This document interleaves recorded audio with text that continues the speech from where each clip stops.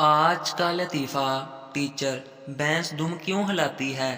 Pathan science کے اصول کے مطابق دم میں یہ طاقت نہیں ہوتی کہ وہ بھینس کو ہلا سکے۔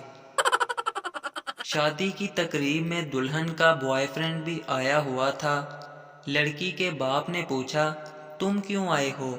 لڑکا جی میں سیمی فائنل میں باہر ہو گیا تھا، اب فائنل دیکھنے آیا ہوں۔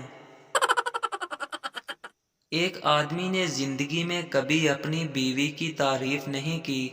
ایک دن جمعہ کی نماز میں مولوی صاحب نے خطبہ دیا کہ بیوی کی تعریف کیا کرو، یہ بھی ثواب کا کام ہے۔ وہ شخص گھر آیا تو بیوی نے اسے کھانا دیا۔